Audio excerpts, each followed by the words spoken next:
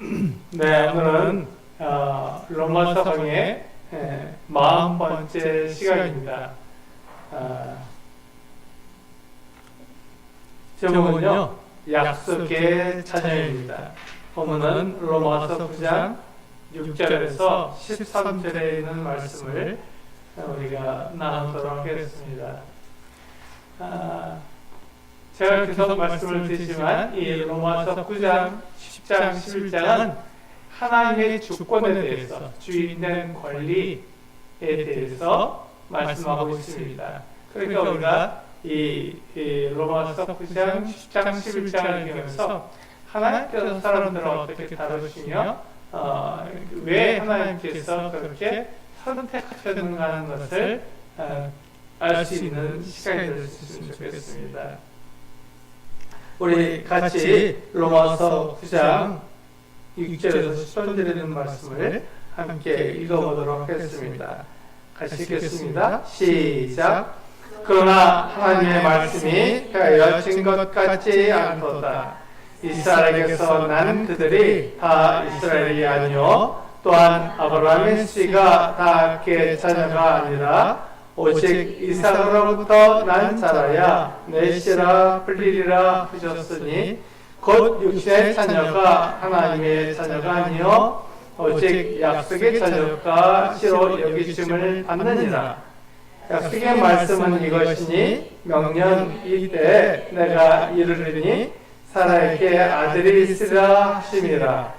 그뿐 아니라 또한 리브가가 우리 조상 이삭 한 사람으로 말미암아 임신하였는데 그 자식들이 아직 나지도 아니하고 무슨 선이나 악을 행하지 아니하는데 택하심을 따라 되는 하나님의 뜻이 행위로 말미암지 않고 오직 부르신 이로 말미암아 서게 하려 하사 리브가에게 이르시되 큰 자가 어린 자를 섬기리라 하셨나니 기록된 바 내가 야곱은 사랑하고 에서는 미워하였다 하심과 같으니라. 로마서는 쉬운 책은 아닙니다. 바울이 굉장히 열정적으로 썼기 때문에 구약 성경을 잘 알아야 이 내용을 잘 이해할 수 있는 것이고 또 바울이 구약 성경을 쓸 때 그가 배운 대로 굉장히 깊은 그와 같은 생각 또 깊은 그와 같은 말씀 내용을 가지고 그렇게 전하기 때문에 로마서는 결코 쉬운 책은 아닙니다. 그러나 바울이 로마서에서 하고 싶은 이야기는 복음입니다. 하나님께서 선택하셨고 하나님께서 이끌어 가신다는 것 같은 내용이죠. 하나님이 주가 되시고 사람은 하나님의 말씀에 순종하는 것 같은 존재다는 것을 이야기하고 있습니다. 우리 로마서의 주제를 가만히 살펴보면 바로 이것입니다. 바울이 지금 로마에 있는 두 부류의 그리스도인에게 복음을 말하고 있습니다. 이 두 부류는 누군가요? 유대인 그리스도인들과 이방인 그리스도인들입니다. 이방인 그리스도인들은 우리가 쉽게 하는 로마 사람들이죠. 로마인들, 그러니까 이스라엘 사람들을 제외한 다른 사람들은 다 이방인이기 때문에 로마 사람들도 우리들도 동일하게 이방인에 속해 있습니다. 그래서 이 두 부류의 그리스도인들에게 복음을 말하고 있는데 유대인 그리스도인들과 이방인 그리스도인들에게 복음을 전하고 있습니다. 그런데 이 유대인 그리스도인들이나 이방인 그리스도인들이 뭐라고 얘기하냐면 지금 그들은 다 교회를 운영할 만한 자격이 있다 이렇게 말하고 있는 것입니다.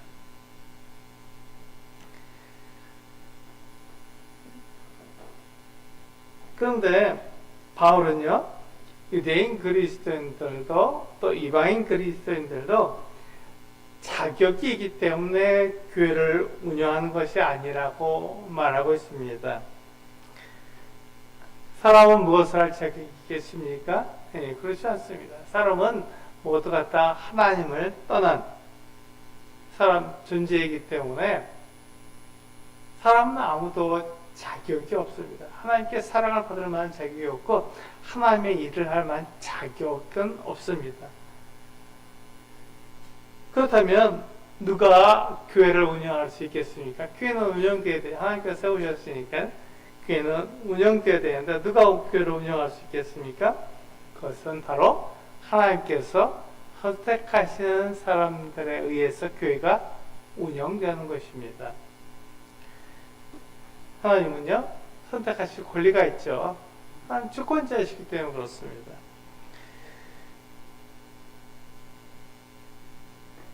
우리가 여기에서 생각했던 것은 하나님은 말씀하시는 분이라는 것입니다.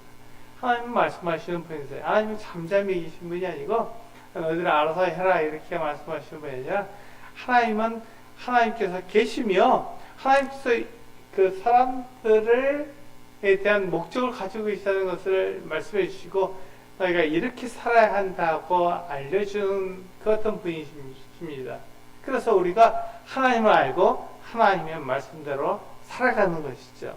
그런데 하나님께서 이 교회를 운영하도록 무엇을 주셨습니까? 은사를 주셨습니다. 여기서 은사가 나옵니다. 교회를 운영하기 위해서는 뭐가 필요합니까? 은사가 필요한 것이죠. 이 은사에 대해서 로마서 12장, 고린도전서 12장, 에베소서 4장 이 말씀들에서 우리들에게 이야기하고 있습니다. 그러니까 우리가 기억하기 쉽죠? 로마서도 12장이고 고린도전서도 12장이고 에베소서는 4장입니다. 이것을 통해서 여기에서 은사에 대해서 이야기하는데 우리 한번 보실까요? 로마서 12장 4절과 5절입니다. 여기서 바울은 이 은사에 대해서 우리에게 이야기하면서 이렇게 말씀하고 있죠. 같이 한번 읽어보시겠습니다. 로마서 12장 4절과 5절입니다. 시작. 우리가 한 몸에 많은 지체를 가졌으나 모든 지체가 같은 기능을 가진 것이 아니니 이와 같이 우리 많은 사람이 그리스도 안에서 한 몸이 되어 서로 지체가 되었느니라. 이것이 바로 은사의 기초입니다. 은사를 우리가 이야기할 때 은사의 다양한 여러 가지 같은 그 재능들이 있지만 은사의 목적이 뭐냐는 것이죠. 은사가 무엇 위에 놓여져 있느냐 하면은 바로 이와 같이 하나님께서 이 각자에게 은사를 주신 것을 통해서 일을 하는데 그 은사를 가지고 나를 나타내는 것이 아니라 이 몸을 세우기 위해서 한 몸을 이루기 위해서 그 은사가 사용된다는 것입니다. 그러니까 그 은사는요, 그러니까 나를 자랑하거나 나를 나타내기 위해서 사용되는 것이 아니라 은사는 교회를 이루기 위해서 그 몸을 세우기 위해서 존재한다는 것입니다. 그러니까 어떤 사람은 가르치는 사람도 있고 어떤 사람은 봉사하는 사람도 있고 어떤 사람은 그 물건을 잘 정리하는 사람도 있습니다. 다양하죠. 교회에 다양한 어떤 재능을 가진 사람들이 다 같이 모여서 교회를 다 같이 운영하는 것입니다. 그래서 하나님께서 각 사람에게 은사를 주신 거죠. 그 은사를 가지고 교회를 섬기라는 것입니다. 다른 성도들을 섬기고 다른 성도들이 함께 하나가 될 수 있도록 그렇게 만드는 것이 은사라고 하는 것입니다. 우리 두 번째 고린도전서 12장 11절과 12절을 말씀을 보면 같은 말씀을 하고 있어요. 여기서도 은사를 말할 때 은사가 어떤 목적을 가지고 있는지를 우리들에게 이야기해 주고 있는 것입니다. 우리 고린도전서 12장 11절과 12절 같이 한번 읽어보겠습니다. 시작. 이 모든 일은 같은 한 성령이 행하사 그의 뜻대로 각 사람에게 나누어 주시는 것이니라. 몸은 하나인데 많은 지체가 있고 몸의 지체가 많으나 한 몸인 것 같이 그리스도도 그러하니라. 예, 이 말씀에서도 분명하게 그렇게 말씀하고 있죠. 바울은 그 은사의 목적이 한 몸을 이루는 데 있다고 말하고 있습니다.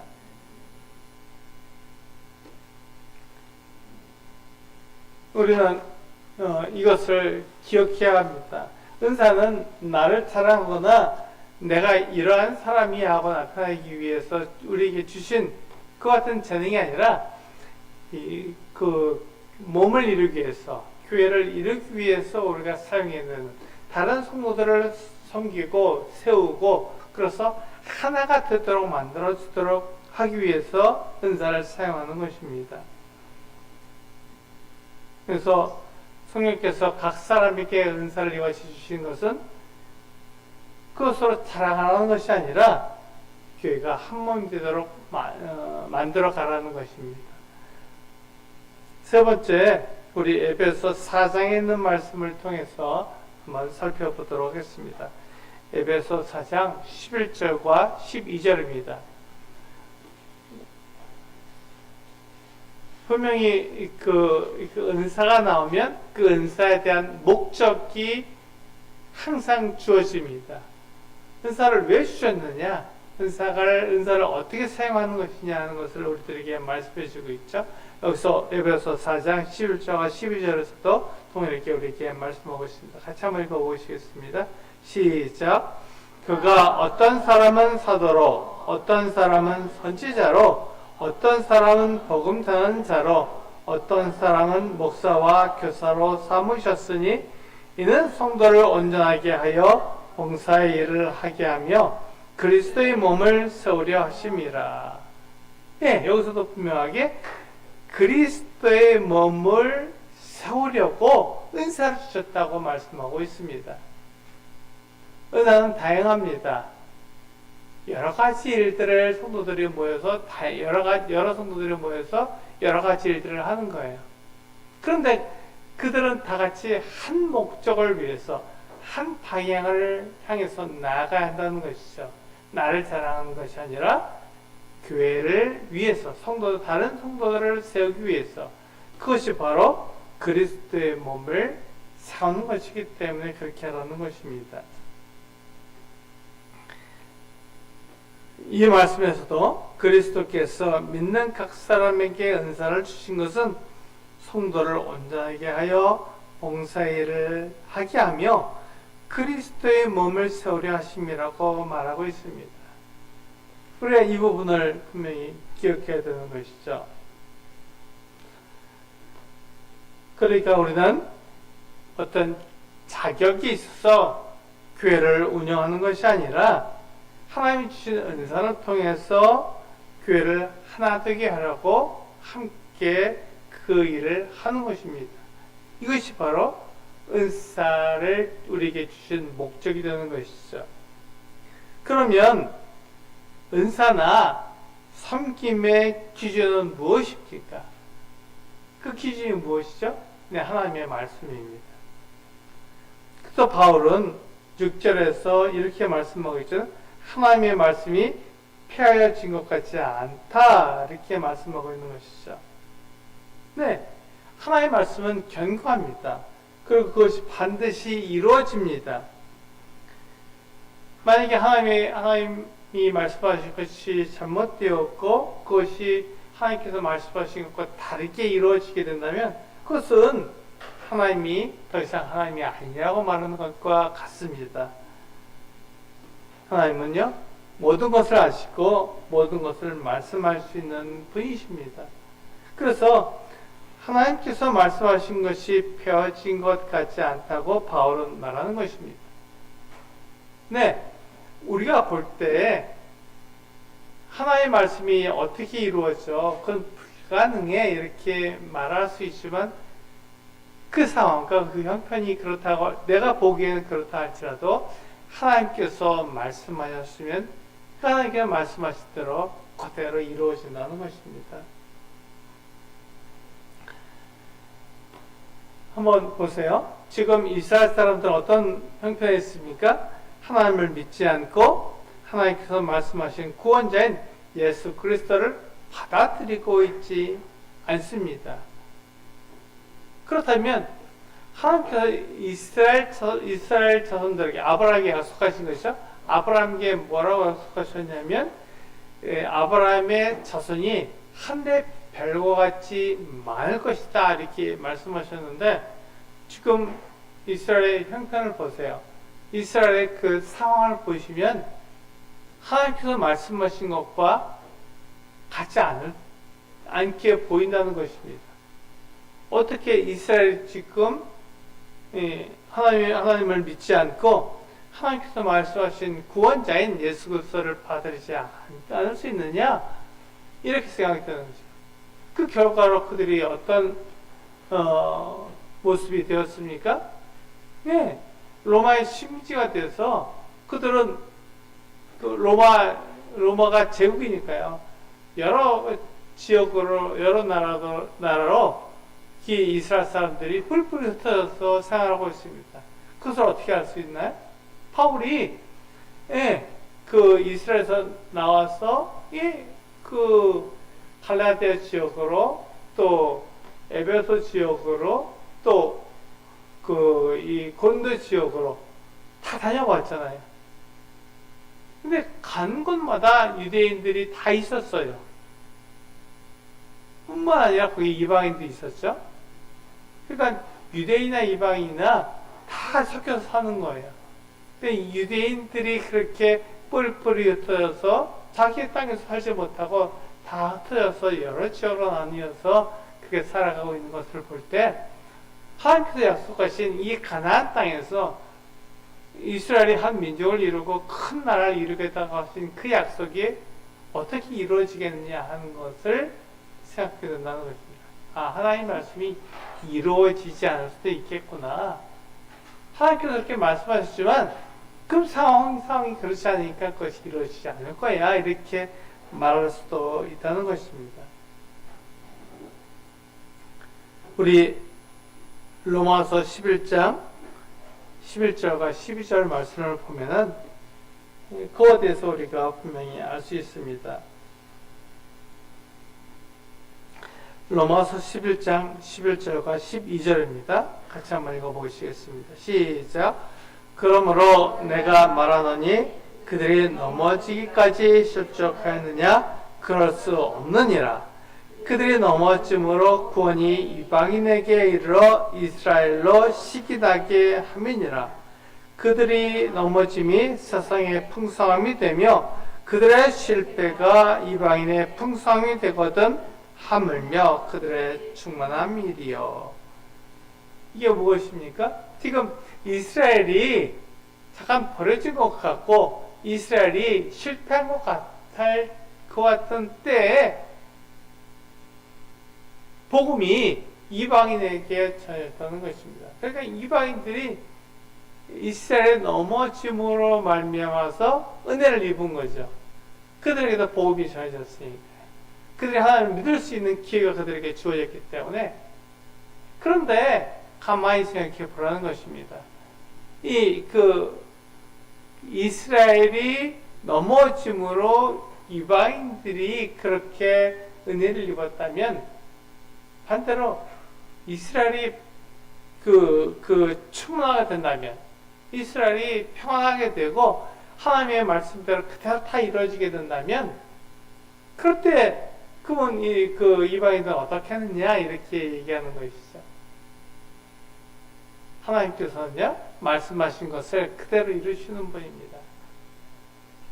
상황이 그렇지 않게 보이고 형편이 그렇지 않게 보여도 그것은 잠깐이고 그것은 사람이 보는 그 어떤 시각이지 하나님의 말씀은 아니라는 것입니다. 하나님은 분명히 말씀하신 대로 이루시는 것입니다. 우리가 이것을 믿음이라고 말하죠. 하나님께서는 아브라함에게 그의 자손이 하늘의 별처럼 많게 될 것이라고 약속해 주셨습니다. 생각해 보세요.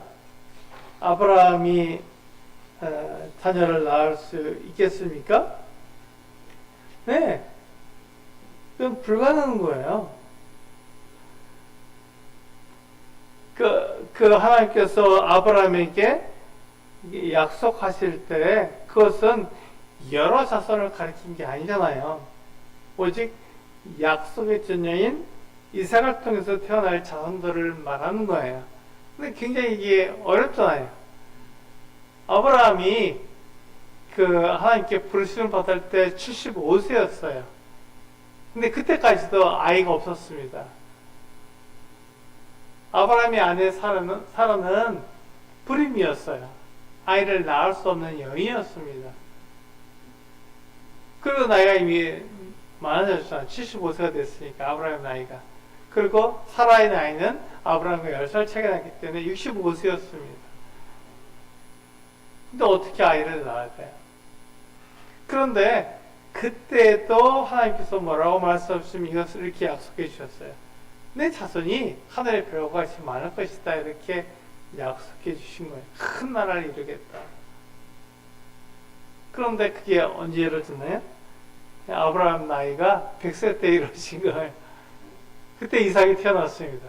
그러니까 이삭이 장성할 때까지 아브라함이 오랫동안 살아야겠죠. 굉장히 사람이 보기에는 불가능한 것처럼 보인다는 것입니다. 우리 로마서 9장 9절에서 이렇게 하나님께서 사라에게 약속하셨죠.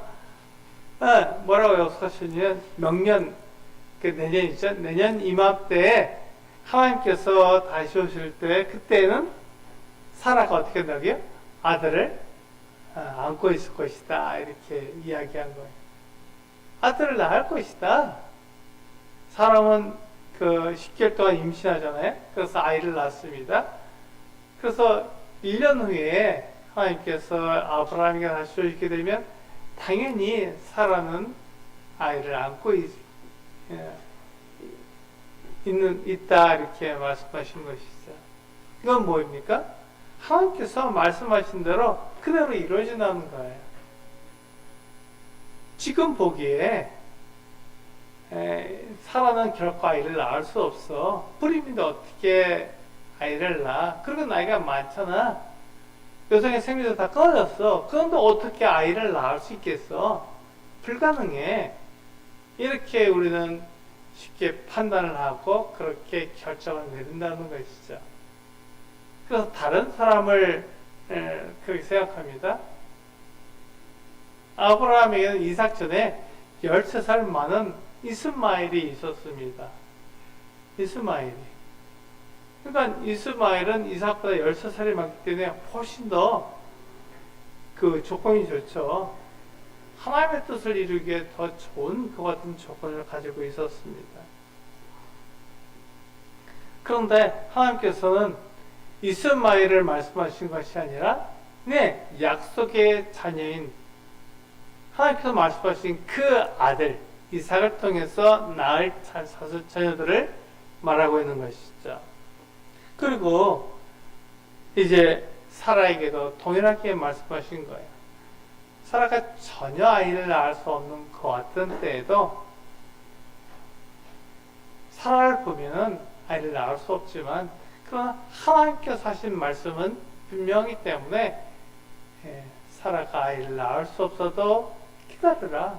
하나님께서 그와 같은 일을 이루신다라고 말씀하시는 것입니다. 그 다음에 보게 되면요, 이제 리브가와 이삭의 이야기로 넘어갑니다.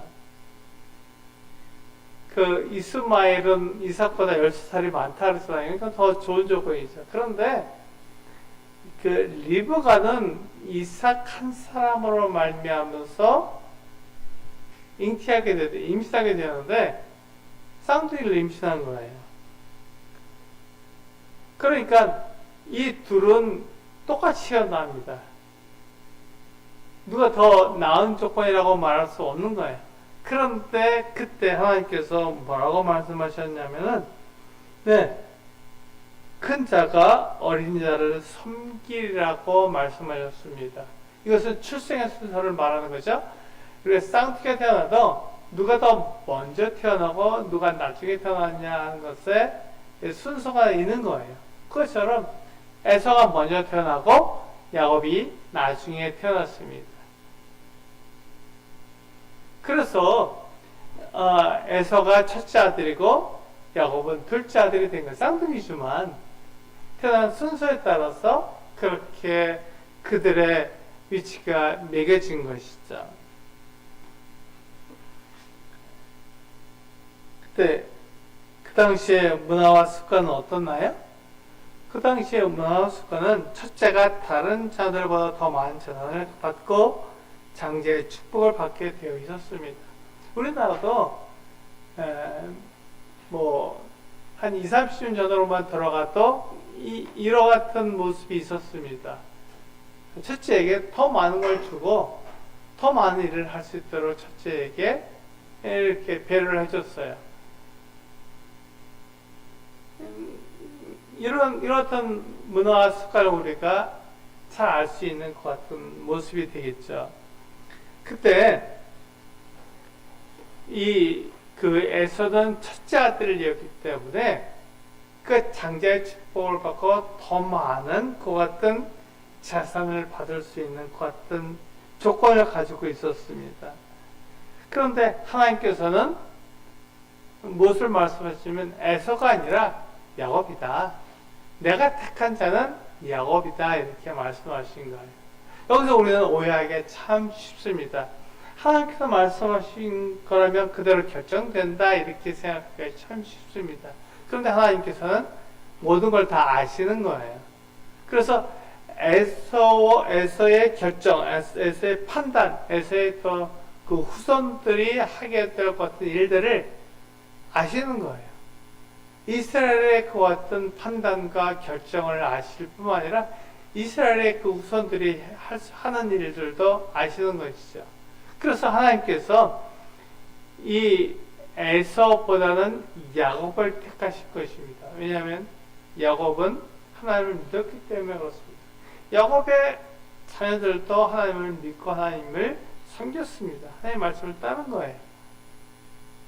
그렇기 때문에 하나님께서 에서와 야곱을 놓고 봤을 때 그들이 어떤 선택을 하고 어떤 결정을 할지 아시기 때문에 그것에 대해서 에서보다는 야곱을 택하신 것입니다. 그 야곱의 이름이 이스라엘로 바뀌었거든요. 그래서 야곱이 이스라엘이 되었기 때문에 그 이스라엘 민족은 이와 같이 놀랍게 하나님의 택함을 받은 민족이 되었던 것이죠. 우리 말라기 1장 2절과 3절 말씀을 보면 그것을 분명히 알 수 있습니다. 말라기, 이게 구약성경의 맨 마지막 선지서죠. 맨 마지막 책입니다. 말라기 1장 2절과 3절 말씀을 보게 되면 우리가 하나님께서 어떻게 말씀하셨는지 알 수 있습니다. 같이 읽어보실까요? 말라기 1장 2절과 3절입니다. 시작. 여호와께서 이르시되 내가 너희를 사랑하노라 하나 너희는 이르기를 주께서 어떻게 우리를 사랑하셨나이까 하는도다. 나 여호와가 말하노라. 에서는 야곱의 형이 아니냐? 그러나 내가 야곱을 사랑하였고 에서는 미워하였으며 그의 산들을 황폐하게 하였고 그의 산업을 광야의 이르들에게 넘겼느니라. 네, 여기 보시면 하나님께서 이스라엘을 사랑하셨다고 말씀하고 있습니다. 그런데 이스라엘 사람들은 하나님께서 우리를 사랑하신다고요? 또 우리가 어떻게 이렇게 살 수 있습니까? 라고 오히려 하나님께 반문했던 것입니다. 하나님께서 그 이해를 들어준 거예요. 내가 너를 사랑하는 것이 마치 에서와 야곱을 사랑한 것과 같다. 에서는 큰아들이 아니냐? 장자가 아니냐? 첫째 아들이 아니냐? 그가 더 사랑을 받고, 하나님, 이삭이 하나님을 섬기는 모습을 더 자세히 보았고, 하나님을 섬기는 모습을, 리브가 섬기는 모습을 이 아들들이 봤을 텐데, 에서는 그것을 택하지 않았고, 어디로 갔습니까? 세상으로 가버렸잖아요. 거기서 결혼해서, 거기서 자녀를 낳고, 그 황야에서, 거친 땅에서 나라를 이루어서 그렇게 큰 민족을 이루게 되었습니다. 그게 에서예요. 자기 힘으로, 자기 능력으로, 자기 뜻으로 그 같은 삶을 산 거예요. 하나님의 약속과는 관계가 없는 사람이었습니다. 그런데 야곱은 어떤 거예요? 그렇지 않죠. 하나님을 의지했습니다. 그가 자기의 생각대로 한 것이 아니라 그는 바단 아람으로 도망쳐서 라반의 밑에 양치기로 목동으로 그냥 그렇게 세월을 보냈어요. 거기서 20년 동안 살았습니다. 그런데 하나님께서 이 야곱에게 은혜를 주셔서 양들을 많게 하신 거예요. 양들도 많고 굉장히 큰 거부가 되었습니다. 왜 그렇죠? 하나님께서 이 야곱을 사랑하셨기 때문에 그렇습니다. 그것을 지금 말씀하고 계신 거예요. 봐라, 이 에서가 장자고 큰아들이지만 내가 이 에서보다는 야곱을 사랑했다. 그러니까 너희들을 사랑한다, 이렇게 말씀하신 것이죠. 그렇지만 거기서 이 말라기에서 우리가 볼 수 있는 것은 봐라, 에서와 에서의 후손이 이와 같이 하나님을 떠나서 자기들의 마음대로 살고 멋대로 살았는데 그것에 대해서 하나님께서 심판하시고 하나님께서 그들을 멸망하게 하실 것이다. 근데 이스라엘 사람들이 에서처럼 산다면, 에서를 닮아간다면, 에서의 후손처럼 그렇게 산다면 하나님께서 이스라엘도 그렇게 버려두실 것이다. 그러나 하나님께서는 아브라함이 약속하셨기 때문에 그 약속하신 것을 반드시 이루신다, 이렇게 말씀하신 것이죠. 그래서 하나님께서는 야곱을 사랑하셨다, 이스라엘 사랑하셨다, 이렇게 말씀하고 있는 것이죠. 말라기 선지자는요, 에서의 후손들이 한 모든 행위가 결국 하나님을 떠난 모습이었다고 말하고 있습니다. 그러므로 이스라엘이 에서의 후손들처럼 행하면 하나님께서 그들을 떠나신다고 말씀하시는 것입니다. 하나님의 약속은 정확히 이루어지며 이스라엘이 하나님을 믿고 하나님께 돌아오라고 말씀하고 계시는 것입니다. 우리가 여기에서 분명하게 알 수 있는 것은 바로 이 요한복음 1장 12절과 13절 말씀을 통해서 하나님께서 말씀하신 것을 분명히 알 수 있습니다. 같이 한번 읽어보시겠습니다. 요한복음 1장 12절과 13절입니다. 시작. 영접한 자, 곧 그 이름을 믿는 자들에게는 하나님의 자녀가 되는 권세를 주셨으니 이는 혈통으로나 육정으로나 사람의 뜻으로 나지 아니하고 오직 하나님께로부터 난 자들이니라. 여기 보시면 하나님께서 분명히 이렇게 말씀하고 있죠. 사람이 하나님의 자녀가 되는 것은 혈통으로 되는 것도 아닙니다. 육적으로 되는 것도 아니고요. 사람의 뜻으로 되는 것이 아닙니다. 하나님의 말씀을 믿음으로 되는 것입니다. 하나님의 선택이죠. 하나님께서 그렇게 말씀하셨습니다. 누구든지 그리스도 안에 있으면 정죄함이 없다. 그리스도 안에서, 그리스도께서 우리의 모든 죄를 다 용서하신다. 하나님께서 그렇게 우리들에게 약속해 주셨습니다. 하나님께서 받으실 그 구원자가, 그리스도가 우리의 모든 죄를 용서하고 하나님과 우리 사이에 화목을 이루게 하신다. 그렇게 말씀하신 거예요. 그 약속을 지키시는 거예요. 그래서 누구든지 그리스도 안에 있으면 정죄함이 없는 것이죠. 하나님께서 말씀하신 것, 내가 어떻게 행하느냐, 내가 누구의 자손으로 태어났느냐, 그것이 아니라 그가 믿는 사람일 때 하나님께서 말씀하신 그것이 그대로 이루어진다는 것입니다. 이것이 하나님의 주권입니다. 이것이 하나님께서 약속하신 그 같은 것이죠. 그래서 이 약속의 자녀라는 말은 바로 그것입니다. 우리가 하나님의 약속의 자녀들입니다. 하나님께서 뭐라고 약속하셨습니까?